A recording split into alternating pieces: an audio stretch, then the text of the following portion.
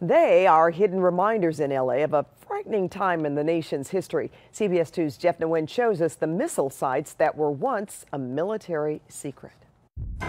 Los Angeles native Richard Kaufman recently stumbled into history when he hiked San Vicente Mountain Park. All of a sudden there's a sign that says Nike Missile Site. This site in the hills above Encino offers a panoramic view of the LA basin. This is a whole part of history I had no idea existed. It's also a relic of the Cold War that the U.S. military once kept secret from the public. It never occurred to me that during the nuclear age that there would actually be missile sites in the hills where I lived. Between 1954 and 1974, the U.S. Army operated what was known as the Nike Missile Launch Sites to protect Southern California from potential Soviet airstrikes.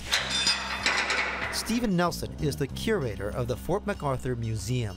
He says a network of 16 sites seen on this map was known as the Ring of Supersonic Steel. An enemy attacking from the north is going to be intercepted. One from the west is east, south, all of that's going to be intercepted. This museum has been able to preserve a piece of the program that was designed to initially shoot down Soviet bombers. This is an Ajax, so this is one of the first generation missiles. One of the missile sites is now home to a storage yard at the Rancho Palos Verdes City Hall. This is actually a missile magazine underground that would load the missiles onto the elevator. Then the missiles would be deployed on launchers up here on the launch deck. Another site was in San Pedro, which is now a nature preserve. The former guard shack has been vandalized and the steel doors are tagged with graffiti. This is the federal courthouse in Pasadena, where history is sometimes made through landmark decisions. But there's another piece of history here. You see, this building is located on a former Nike support facility.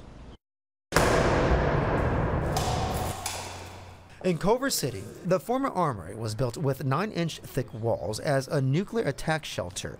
This building will be the future home of the Venda Museum, which preserves artifacts from the Cold War era. Still here is a bomb bunker complete with an air filtration system. This was not ever a functional device. Dr. Justin Jampol says the Nike program was obsolete well before it was decommissioned. It was all about trying to calm people's nerves. Back in Encino, the site once known as 96 with its former guard shack has been turned into a park with signs commemorating its history.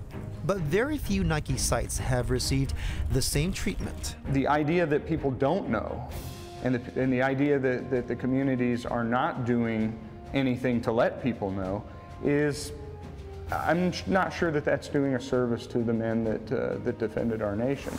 Reminders of our nation's defense now left to defend themselves against the threat of vandals and being annihilated by the passage of time. There were two types of Nike missiles, the Ajax and the Hercules. The Hercules was equipped with a nuclear warhead.